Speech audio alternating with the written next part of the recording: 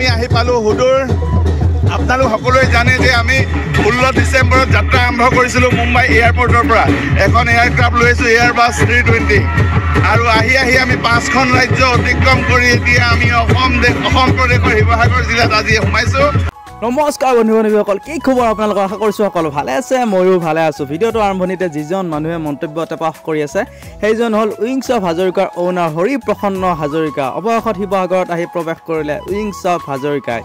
বহু প্ৰতীক্ষাৰ অন্তত শিৱসাগৰবাসীয়ে বৃহৎ উপহাৰটো লাভ কৰিলে উইংছ অফ হাজৰিকা।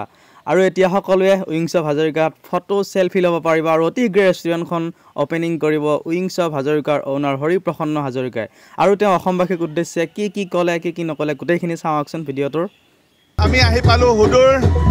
আপোনালোক সকলোৱে জানে যে আমি 16 ডিচেম্বৰত যাত্ৰা আৰম্ভ কৰিছিলোঁ মুম্বাই এয়াৰপৰ্টৰ পৰা। এখন এয়াৰক্ৰাফ্ট লৈছোঁ এয়াৰবাছ 320 আৰু আহি আমি 5খন ৰাজ্য অতিক্ৰম কৰি এতিয়া আমি অসম প্ৰদেশৰ শিৱসাগৰ জিলাত আজি সোমাইছোঁ। আজি হৈছে 11 তাৰিখ।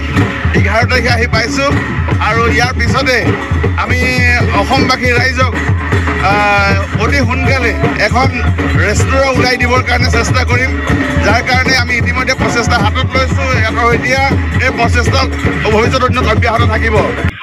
সঁচাকৈ মানে মই অসমবাসীক কেনেকৈ মই ধন্যবাদ জ্ঞাপন কৰিম মই নিজে বুজি পোৱা নাই। ইমান মৰম কৰিছে তেওঁলোকে, শ্ৰদ্ধা জনাইছে, মই তেওঁলোকক ধন্যবাদ দিছোঁ, কৃতজ্ঞতা জ্ঞাপন কৰিছোঁ।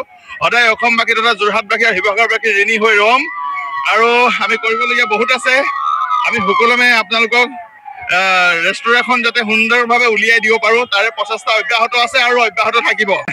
মই অসমবাসীয়ে ছাপৰ্ট দিছে, এয়া মোৰ আশীৰ্বাদ বুলি মই ধৰিছোঁ আৰু আমাৰ দায়িত্ব বাঢ়িছে যাতে মানে মই নিজৰ কৰ্মখিনি সুন্দৰভাৱে কৰি আগবঢ়াই অসমবাসীক যাতে সোনকালে দিব পাৰোঁ তাৰে মোক দায়িত্ব বাঢ়িছে।